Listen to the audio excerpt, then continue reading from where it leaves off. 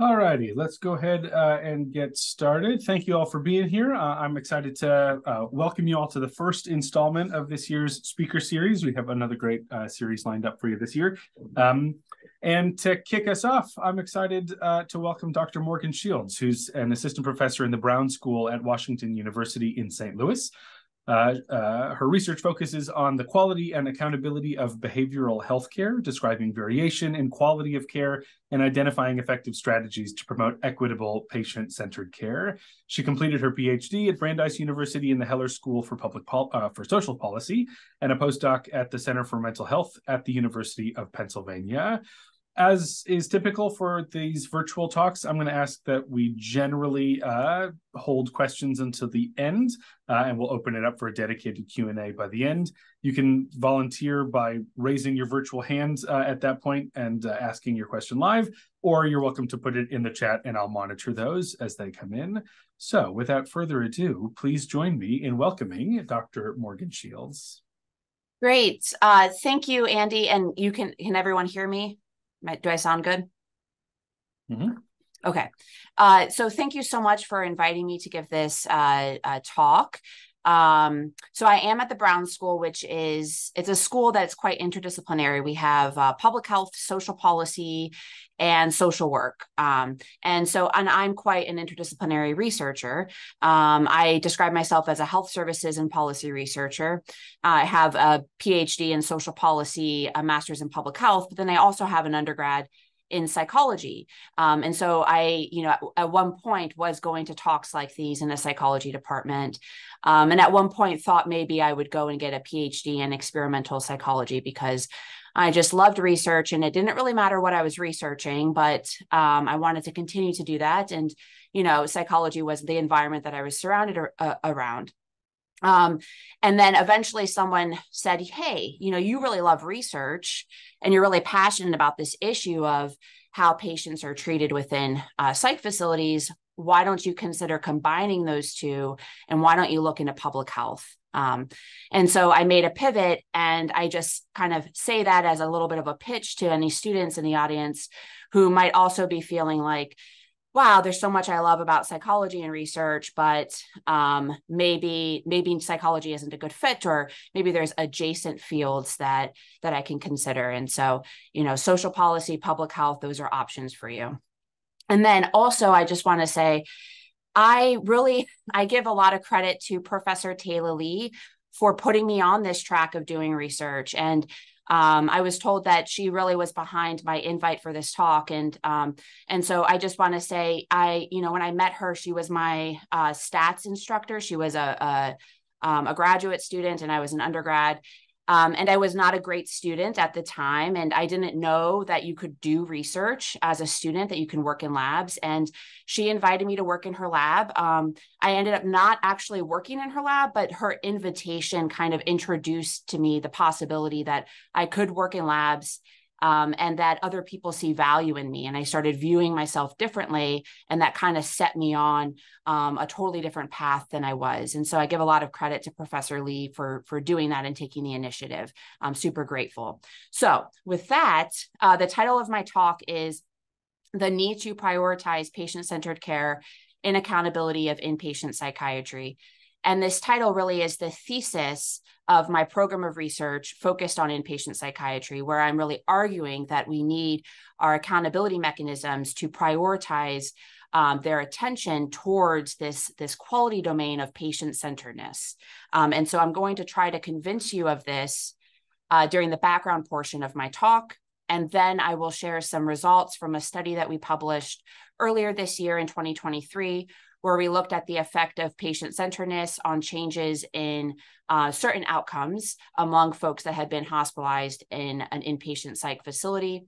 And then depending on time, I might go over some of my next steps with my research program. If not, then I'll stop the talk and we can engage in a Q&A. And I very much look forward to everyone's comments and questions during the Q&A. Okay, so just quick warning, I am going to be talking about topics that could be a bit upsetting depending on whatever personal experience or connection you have to this topic, so abuse, trauma, restraint, and seclusion. But most of the data I will be sharing will be quantitative. I'm going to share a couple of quotes towards the beginning of my talk, and those will be the most emotionally charged data. But aside from that, it'll be just numbers. Okay.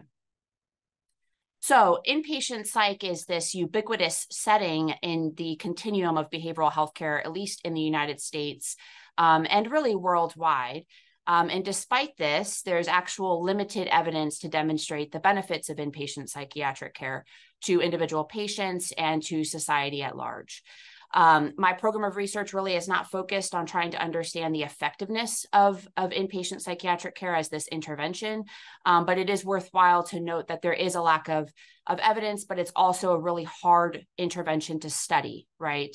It's difficult from an ethics perspective. You can't easily randomize people to be hospitalized or to not be hospitalized. And this is a setting where folks are really, at their most extreme in their distress. And so there's issues with selection, et cetera. And inpatient psych is a setting, and so there's so much that varies between organizations and what they do. It's not an actual treatment. And so it's an intervention where the actual components of that intervention likely vary drastically between organizations, and we don't really know in which ways they vary because it's sort of a black box. The risk for suicide is extremely high post-discharge from inpatient psychiatry. It's the strongest predictor of suicide, actually, is recent psychiatric hospitalization. So the risk is about 260 times the general rate within the first week of discharge, and the risk remains elevated for the first year up to 5 years post-discharge. Despite this being a very vulnerable patient population that has experienced a number of crises, just being hospitalized in and of itself is quite disruptive. Only about half of patients have any sort of contact with the healthcare system within 30 days of discharge. So, and that rate is even lower for patients who we might think actually might benefit the most from engagement with the healthcare system. So folks with co-occurring substance use disorder, psychosis, folks that are of younger age who might benefit from early intervention programs, et cetera. And then there's some evidence of iatrogenic harm. Again, it's really difficult to study both the benefits and the harm of inpatient psych for all the reasons that I listed, but there is some evidence, and there's some scholars that have speculated, if some of these negative outcomes, like lack of engagement in care and the high risk of suicide, can be attributed, at least in part, to the experiences that patients have while hospitalized, right? The extent to which patients might experience their care as being disrespectful or dehumanizing, or even abusive, right? The floor for quality of care within these types of institutional settings is quite low, right? As opposed to like primary care, where abuse might not be as relevant as it is in these institutional settings where it's like a black box and patients are really vulnerable. And so these negative outcomes could vary based on the extent to which patients perceive their care as patient-centered. And what is patient-centered? So patient-centered care is a concept. It's a list of principles that I use in my work really for strategic reasons. It's a way that it's language that kind of gets at what I'm interested in, but also has buy-in by other entities that have a lot of power in our country. So patient-centered care is care that's respectful, it's responsive to patients' needs and preferences, it's coordinated, and really fundamental to patient-centered care is a recognition of power imbalance that's sort of inherent in healthcare in general, and you can imagine is even more extreme within the setting of inpatient psychiatry. So the Institute of Medicine has recognized patient-centered care as a quality domain, an outcome of healthcare services for decades now. So this is along also with safety, effectiveness, timeliness of service, efficiency, and equity. And what this means is that it's recognized as an outcome in and of itself, that patient-centered care has inherent value. So its value is not conditional on whether or not it's associated with the effectiveness of the treatment, right? Or the efficiency of the treatment, or the cost of the treatment. It has inherent value in and of itself. but it also has been associated with these other outcomes that stakeholders are interested in, like effectiveness and efficiency and safety. There's been a lot of resources that have been funneled towards trying to figure out how to measure patient-centered care, how to implement patient-centered care, how to incentivize providers, how to provide them with resources so that they can provide care that is more patient-centered. Our healthcare systems really have attempted to orient around figuring out how to implement patient-centered care environments, but mental health care has been left on the sidelines of these efforts, and especially in inpatient psychiatric settings. So the federal government, as one example, measures patient experience from hospitals. So they have a national measure of patient experience, and any hospitalized patient has some probability of being sampled. So actually, specifically, if you're a Medicare patient, but regardless, if you're a Medicare patient, no matter what specialty, you have some probability of being sampled for this survey. And then hospitals are held accountable. So those data are then publicly reported, and there's some financial incentives attached to performance. And there is evidence that it has really motivated hospitals in figuring out how they can improve the patient experience. Inpatient psych is the only setting that is excluded from that measurement. Those are the only patient, if you're dead, or if you have a principal psychiatric diagnosis, which is associated with being treated in a psych facility, then you are not sampled for this measure. So there's systematic exclusion there. So I really try to orient my work around patient-centeredness because that's where the power is. And for a setting that has been left on the sidelines, my thinking is if I can get people to understand how this domain of quality is relevant in this setting, and how it's really important, then perhaps it can elevate the issue in ways that might increase access to resource and attention that can then lead to improvement in care. So, next slide. Many people in the audience might be more familiar with the language of trauma-informed care. So within behavioral health care services, trauma-informed care is used a lot, and some people might even argue it's overused and we don't even know what it means anymore. But regardless, the fundamentals, the principles of trauma-informed care are very similar to patient-centered care. And that is a focus, again, on power imbalance. And so I really view I view trauma-informed care as a special case of patient-centered care. And that's how I've been trying to package this research, as well as some of my advocacy on improving our data infrastructure is we know that trauma-informed care is important, especially within institutional settings. There are evidence-based models like the 6 core strategies for reducing restraint and seclusion and violence that are really focused on principles of patient-centered care. There's a lot of overlap here. It's just that with trauma-informed care, there's extra attention given to the trauma that people bring with them to these services, which in an inpatient psych setting is a lot, as well as the risk for re-traumatization by these healthcare settings, which again, in inpatient psychiatric care, that risk is quite high. As I mentioned, the floor for harm and for quality is really, really low. So this slide is just showing you the 6 core strategies. Again, it's an evidence-based model endorsed by SAMHSA, and foundational to it is a focus on addressing issues of power imbalance. So when you ask patients, okay, what are some of the contributors to harm from your perspective? Because I interview patients for research, and I also talk to folks who have experiences outside of a research context a lot. And I hear all kinds of stories. And then when you ask them, what was it specifically that led to harm, that changed your trust in a provider, or that made you feel like you've acquired some sort of PTSD even from that experience, they often list these experiences that are really the inverse of patient-centered trauma-informed care principles. Like, for example, arbitrary rules, like you can't drink any orange juice past 11 p.m. You can't have anything other than water past 11 p.m. That's an arbitrary rule that may not actually be very productive and kind of just creates more opportunity for conflict and limits agency among patients, as opposed to trying to maximize their agency as much as possible. explicit violence from staff and patients is quite obvious, but then there's also threats of violence or threats from providers to sedate patients if they're being rude, as a form of behavioral control. So inappropriate use of both medications and physical restraints.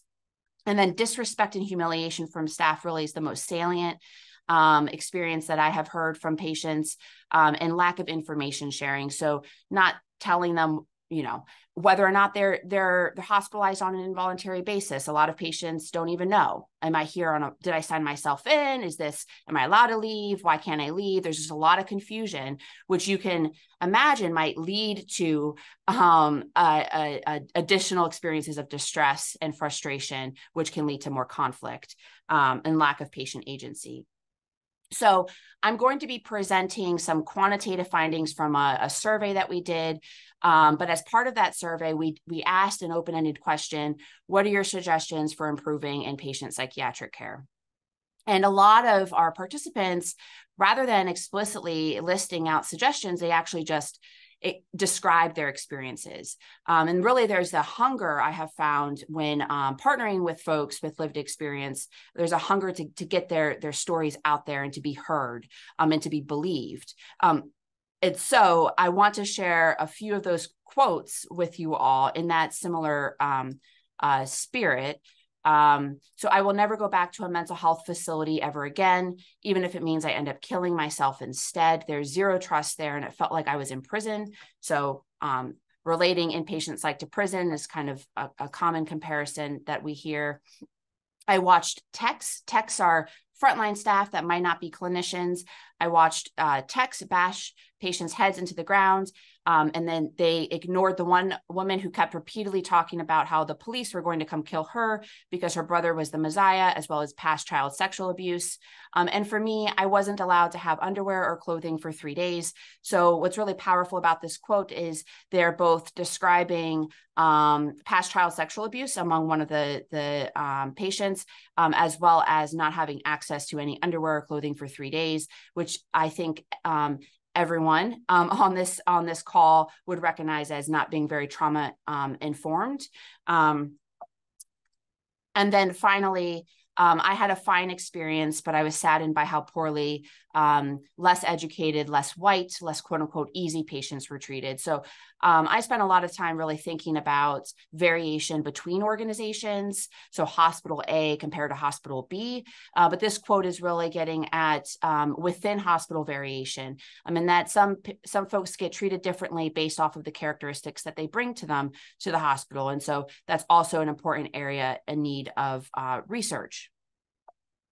So when we think about the context of inpatient psychiatric care as being one of extreme power imbalance, as well as if we consider that it's also a market-based service in the United States, which means that most of inpatient psychiatric care is provided by private organizations, so for-profits and nonprofits. It's paid for by third-party payers mostly. There's some out-of-pocket pay, but Medicare, Medicaid, private insurance plans are largely paying for this. We shouldn't be surprised by the quotes that I just shared. And in fact, it should make a lot of sense. And we should anticipate that patients are maybe not receiving patient-centered care in these settings currently in the United States when we map out the power imbalance and we consider the gaps in accountability currently. So what are some of these systemic factors that give rise to the vulnerability of patients in these settings? I've listed some of them here. So from a market failure perspective, this is a setting where the market failures are so extreme. And what do I mean by market failures? Well, patients cannot easily shop for care. They don't have access to information about the quality of care. If they had access to meaningful information about quality, they can't use that information to make a decision on where to go for care. And there's constraints on their ability to speak up while they're hospitalized and post-discharge because their perception of reality is discredited. And this means that these healthcare providers, these psychiatric facilities, they don't face any sort of consequence for providing care that is of poor quality, low customer service, lack of patient-centeredness, et cetera. If you think about shopping for shoes, for example, if you wanted to buy a new pair of shoes, you can go to all kinds of different stores, probably really close to you. You can try them on, you can walk around in the store, you can take them off before ever actually buying them. You can read reviews, you can speak to people you know. You could buy them and then return them. You could even have shoes shipped to you. You can have them shipped through Amazon or anywhere else, probably from all over the world, right? You have so many options and you have access to a lot of information from other people who have tested the shoes, who have purchased the shoes. And you also can experience it yourself without too much risk, right? Buying a bad pair of shoes might hurt your back a little bit, but you can take them off. You have agency in taking those shoes off for the most part and getting another pair of shoes. Within patient psych, we're talking about a person's body and their psyche, right? And the opportunity to shop is much more limited because it's an emergency-based type of situation, and because patients often go wherever there's a free bed. And then also in these types of situations in healthcare where you have huge constraints on shopping, huge market failures, family advocates really become crucial. They can be at your bedside. They can see what medications you're being given. They can ask questions to the doctors. They are there. They're sort of eyes on the ground. They are a form of accountability, right? The role of family and friends being at the bedside, even just the possibility of them being there. Even if you don't have them yourself, other people do. And the hospital is, in general, as an organization, affected by that possibility. With inpatient psych, family typically meet with patients during specific visitation hours and separate rooms. So they're not hanging out on the units in the same way that family might be hanging out in a hospital room with a family member in other hospital settings or in nursing homes. So when we consider all of these structural kind of factors that are really making patients vulnerable here, we should have a lot of accountability. We should actually be prioritizing, I would argue, inpatient psych when it comes to our data infrastructure and our accountability.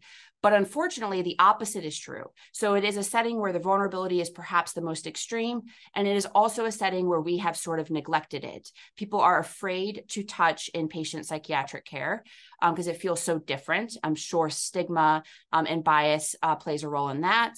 And then also the role of advocates. And so if anyone is interested in reading a bit more about some of these structural barriers to quality, I would recommend this first paper I've listed here, which was published in 2018. I go over some of the vulnerabilities and then the gaps in accountability in terms of our data infrastructure, regulation, and our financial incentives, how we pay for psychiatric care compared to other types of hospital care. When we look at the advocates, right, so our systems respond to pressure, right? One of the reasons we don't have accountability of inpatient psych is because there actually hasn't been a lot of pressure for it. The pressure is on access. This is the loudest pressure, the most mainstream pressure. If you were to Google inpatient psychiatric care or psychiatric beds, which I did here a couple of years ago, you'll mostly come across articles that are describing bed shortages, right? Most of the discourse is on trying to get people access to inpatient psych, and not a lot of discourse that is scrutinizing what's actually happening within these facilities. What's the utility of inpatient psych? And also, what else are we doing when it comes to building up our community-based supports? And so this picture is a picture of family advocates. A pattern that I've noticed is that typically the advocates that are putting pressure on expanded access to institutional care tend to be family advocates, whereas folks with lived experience, actual consumers themselves, largely comprise the more critical crowd, right? And so these are some pictures of protesters. These are folks who I would assume have some sort of lived experience or they have been touched in some way. And they tend to advocate primarily for abolition or the burn down the psychiatric hospital. And they are also not the loudest. they are very easy to discredit. It's very unfortunate because folks with lived experience, they have all this insight, right, that they carry with them in their bodies. But unfortunately, that insight doesn't make it into the mainstream in the same way that family advocates do, because this is a population that is disenfranchised, it's discredited, et cetera. And so if we were to plot the spectrum of public pressure for change when it comes to inpatient psych, it would look something like this, where we have a camp over here on the right, they're putting pressure for abolition. I'd say that they're not actually very powerful, unfortunately. I say that with, I align with them in spirit in so many ways. But unfortunately, the psych survivor movement is not very well organized. And then we have this group over here on my left, and they're really focused on expanding inpatient psych and sort of an expansion of power. If we think about mapping this back onto power, which leaves a vacuum here in the middle when it comes to reform or improving conditions or accountability. And both groups, I have found, might feel a bit threatened when you bring up questions of reform, right? On the expansion side, it's like, oh, are you trying to undermine our efforts to improve access? You're being critical, you get shut down. And then on the right-hand side, it's if you're arguing for reform, then you're basically arguing for funneling resources towards inpatient psych, which might undermine our attempts at trying to improve our community-based supports. I think that both arguments are valid and they could be true. I'm not convinced of them. I actually think that we could have synergy here, right, in between the abolition and reform, where we can improve conditions and accountability for those that are being hospitalized, but also try to reduce unnecessary use of inpatient psych, and really trying to improve our community-based supports. And certainly if we were to map, do the same map for nursing homes, we would actually see this left-hand group move towards the middle. And they actually then tend to have more productive conversations because they're arguing between reform and abolition, right, or community-based supports, as opposed to these both extreme ends of more versus less, right? And this is really important because, unfortunately, what I have been seeing in the data is we're not moving towards abolition. If anything, we are further entrenching ourselves in our use of institutional care. And these beds are increasingly being owned by for-profit companies. And so these data, unfortunately, are a little bit dated now. It takes a really long time to get papers published, and it takes a long time for data to be released. So there's these lags. And so at this point, it's a bit dated because the most recent year is 2016, but you can see in the red an increase in for-profit ownership of psychiatric beds over time. I have seen some more recent data, and it appears that the trend is is continuing. The slope is similar across time, and now it's become a bit more complicated because there's the involvement of private equity, which I'm trying to understand in some of my research. Not entirely sure what's going on, but some patterns we have seen is these private equity entities come in, they buy an independent private psych hospital, they cut staffing, they implement all these changes to try to maximize profits, which you can imagine might be good for patient care, might be bad, right? And then they sell the facility to a big corporation. And there are a couple of huge corporations that are sort of gobbling up freestanding psych hospitals across the country. And it's concerning because theoretically, so this is just based off of economic theory, when faced with extreme market failures, right, extreme vulnerability of consumers or patients, we would expect for-profits to explicitly exploit those vulnerabilities, right? Explicitly try to maximize profits, whereas maybe nonprofits might not be as explicit about it, but they're not necessarily angels always either. So I have been trying my best to pull any sort of indicator of quality that appears to be meaningful to look at differences across ownership categories. And so we recently published this paper that looked at complaints, regulatory complaints related to things like sexual and physical abuse, use of restraint and seclusion, and found pretty big differences between for-profits and nonprofits, and specifically the freestanding for-profit facilities. We have some ongoing work looking at staffing. And again, we find pretty consistently that the for-profits have much lower staffing ratios compared to nonprofits. And this is across all different staff categories. So psychiatrists, nurses, techs, social workers. And there have been numerous investigations into fraud and abuse at some of these for-profits, especially the ones owned by these large corporations like Universal Health Services. So they engage in practices like providing kickbacks to community providers for sending patients to them, hospitalizing patients unnecessarily, keeping them longer than needed. So this is really counter to the narrative that we have a bed shortage, right? It's actually likely much more complicated, the reality here, right? Hiring unlicensed, unsupervised staff, using medications very inappropriately.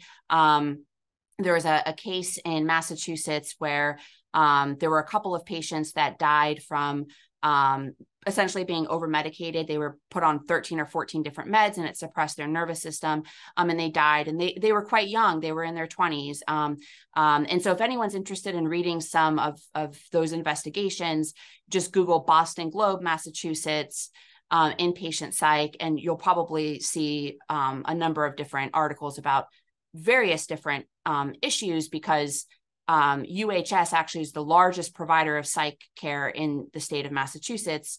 And the last time I checked, they're the largest provider in the country. When we look at variation and quality across ownership categories, however, on some of these national measures, and these are measures that are reported by facilities to either the Joint Commission or the Centers for Medicare and Medicaid for public reporting, we don't see, right, that for-profits are necessarily providing poor quality of care, at least on these measures. If anything, the for-profits look like they're doing pretty good. Here are measures of restraint and seclusion. So if I were to see this, I would think, wow, I want to go to a for-profit, right? Because it looks like they're using restraint the least amount and seclusion. And it could be that the for-profits, as part of their business model, they're trying to target patients that maybe are less complex, have higher reimbursement, which is an approach that these companies are taking with substance use treatment facilities, right? For their residential substance use, they do target private pay. However, with mental health care services, from what I can gather from some of these reports by these companies, they really are targeting Medicaid patients. So I'm not sure that is true. It could be in some parts of the country that is their business model. It also could be that this is an example of systematic measurement error, which is something that we just went over the past couple of weeks in class. I teach a research methods class, right? It could be that the for-profits are more likely to report data with errors. They have to measure minutes of restraint, minutes of seclusion with like a stopwatch. So it could be that the government facilities might just do a better job at tracking that, right? That might be a little more honest. We don't know, right? So my argument, and now we're going to circle back to my thesis, and the title of my talk is that for a number of reasons, we should be prioritizing patient-centeredness as this domain, right? And as a measure of that domain, patient experience should be prioritized within these national accountability quality measurement programs. Because patient experience is viewed as the gold standard way to measure or to try to get at principles of patient-centered care. It's not the only way to measure it. It's also, patient-centered care, like I said, has its own domains within it, subdomains. But in any case, a patient experience is the gold standard way to measure patient-centered care. Currently, we don't measure it, right? Psych patients are the only ones that are excluded from this measurement. And it's a lot harder to game. You can still game it. And I thought about all the ways that you could game a patient experience measure, and I probably haven't thought of all of them. But it's harder to game reports from patients than it is to game measuring minutes of restraint and seclusion, right? Where you're totally in control of that information. And it's a lot harder to kind of look good on the measure, but not actually be providing quality care. It's a lot harder for patients to say, oh, the care was amazing, but then they actually were thinking about like the floor of quality, they experienced abuse, right?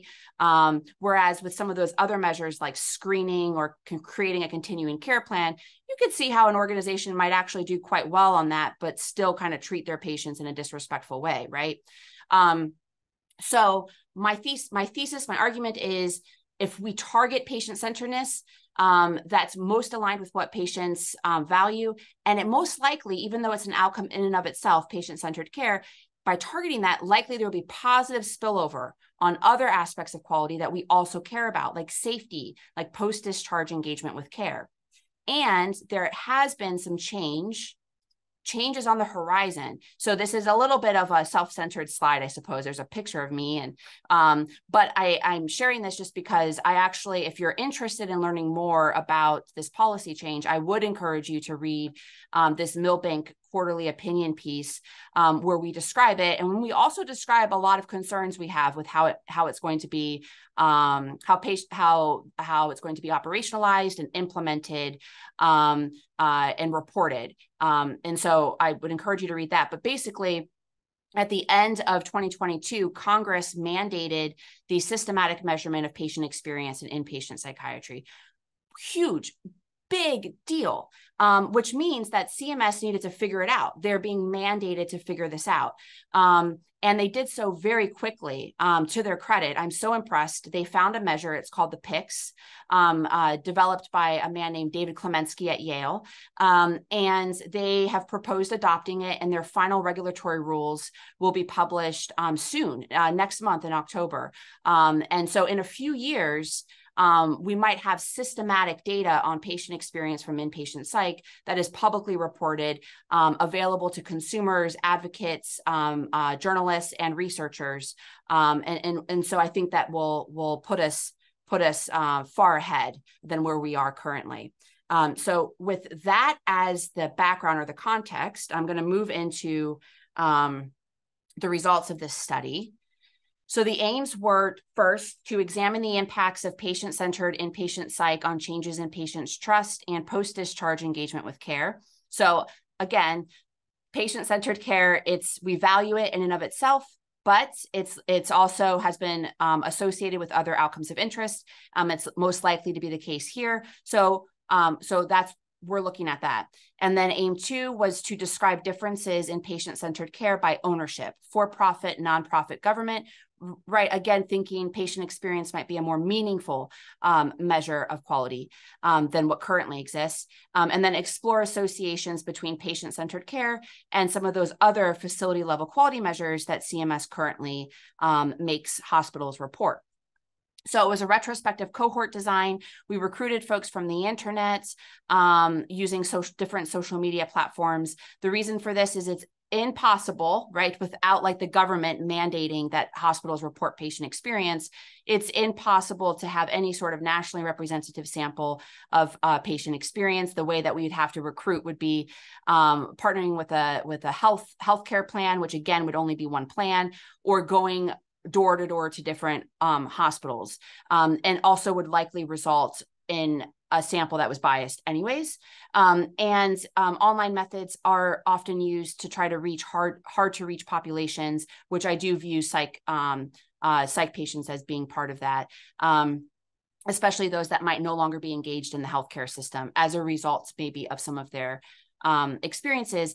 And what I was most interested in was variation in patient-centeredness and variation in the outcomes. That was of principal concern for me, because that way we can then look at the relationship between patient-centered care and outcomes.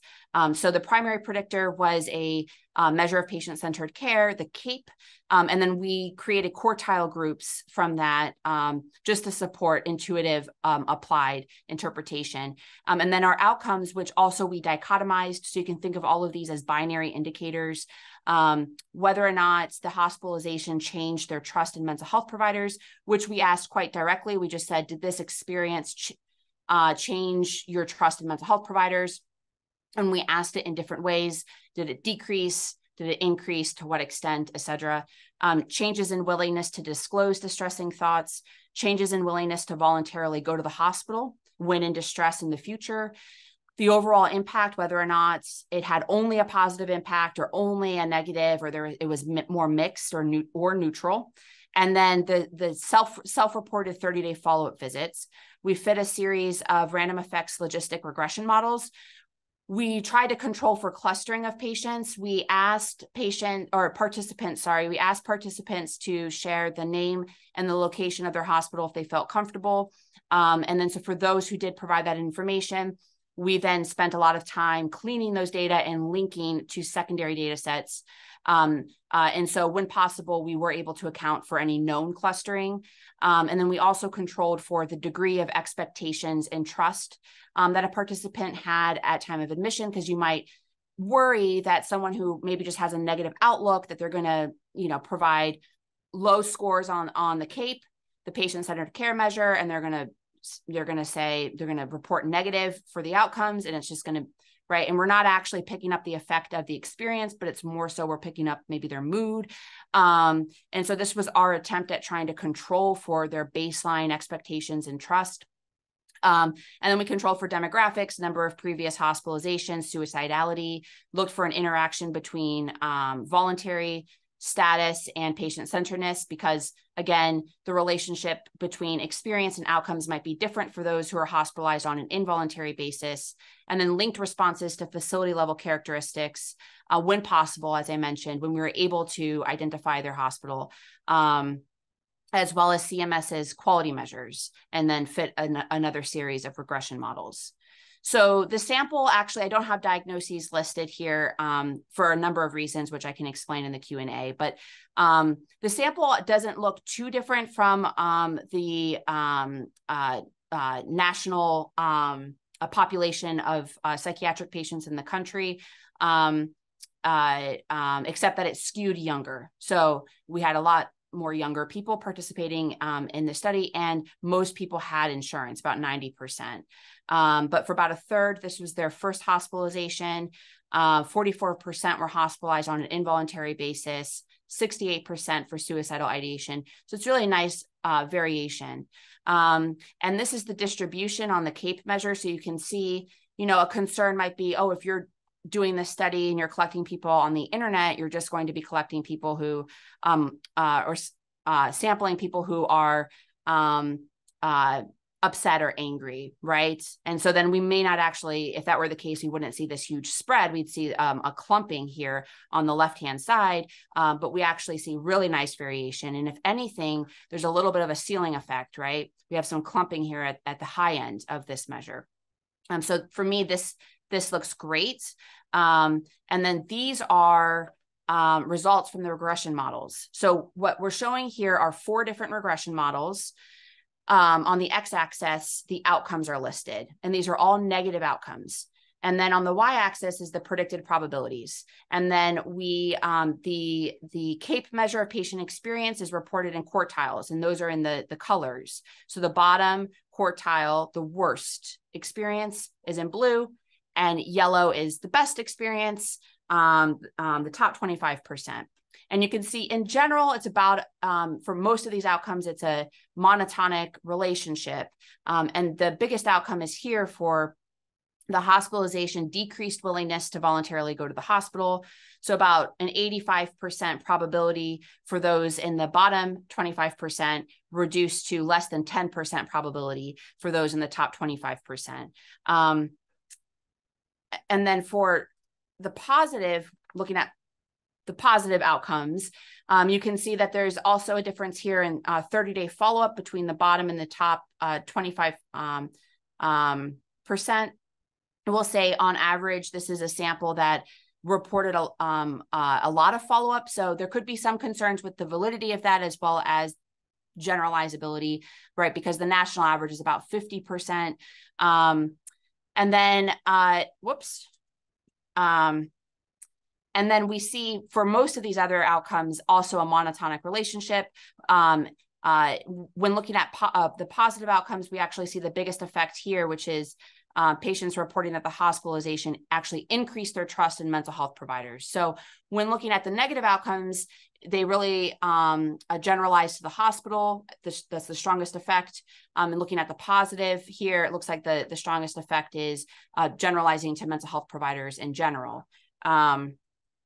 And then finally, this is our table where we're looking at differences across ownership, as well as the relationship with these other CMS quality measures. And so the for-profits had the lowest patient-centered care, that their predicted mean, and compared to the nonprofits.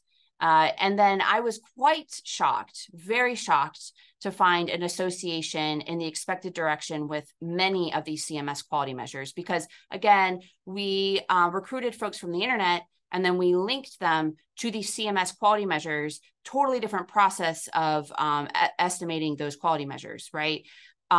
Linked it, and there's consistent patterns here. So negative relationship with use of restraints. There was also a negative relationship with readmission, although once we accounted for some clustering, it lost its significance. But I would imagine in a much larger sample that actually this is there might be a true relationship here. And then a positive relationship with 7 and 30-day follow-up, medication continuation, and then a lot of these process-based measures. So it's really interesting. I have a lot of follow-up questions to better understand the mechanisms here. So in summary, reports of patient-centered inpatient psychiatry were associated with changes in trust and willingness to engage in post-discharge care, including 30-day follow-up visits or self-reported 30-day follow-up. The effects were consistent across both voluntary and involuntary patients. I didn't show those results, but we did test for an interaction. And then for-profits had the lowest reports of patient-centered care, and patient-centered care was associated with CMS's facility level quality measures, especially their claims-based outcomes measures. So in conclusion, we would argue, and we do this in our paper, that policymakers and payers really need to focus on implementing patient-centered care measures systematically as part of accountability. This would support accountability as well as research, and we are already making steps in that direction, which is really exciting.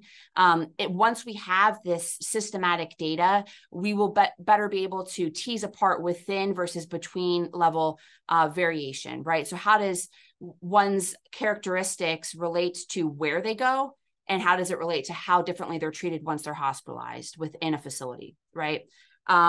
Research is needed to figure out how best to motivate and support psych facilities in providing care that's patient-centered, as well as the appropriateness of inpatient psych and the bounds for its improvement, because there is an argument to be made that in these institutional settings, they can only be improved to a certain point, right? And that might be the case. So this is a nice little visual that I've created for myself, just to keep my thoughts organized. So there's all of these things that people in the outer setting can do, like payers, policymakers, advocates, journalists, researchers, to try to support and motivate leadership to then take action. There's all these actions listed on the right-hand side to implement patient-centered care environments. But in order to do both of these, the outer setting and the inner setting, we need to improve our data infrastructure, right? And the data needed for outer setting levers is different than the data needed for internal quality improvement. And so you have to think about it a bit differently. And then very quickly, and then we'll have 10 minutes for Q&A. Some next steps for my program of research are I'm hoping this is the next step. We've submitted a pretty big grant, and we'll see if we get it, but we submitted this to ARC and R18 in May, and we'll find out what the score is, if it even was reviewed, in a few weeks.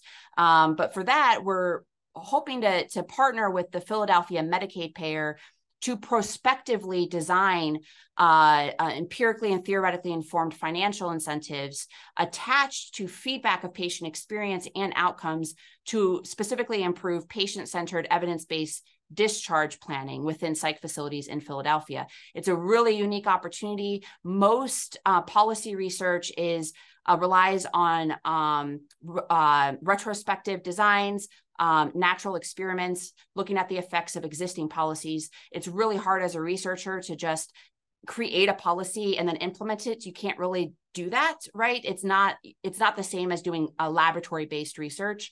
And so this is a really extraordinary opportunity, and I really hope we're able to do it. And then some other work I have is developing a measure of trust in crisis mental health care services. Because in my study I just reported, we just asked point blank, did this experience reduce your trust? We did not use a valid and reliable measure because there isn't one that exists specifically for crisis mental health. Some work looking at staffing variation, private equity investment, and then also implementation of the 90-day crisis line, specifically in Missouri, and their use of evidence-based practices like safety planning. There's some interesting findings there, and that's sort of ongoing. So with that, I am happy to answer any sort of questions. I'll stop sharing my slides. I welcome anyone to email me, especially students. If you want to talk about different career pathways, I'm happy to chat.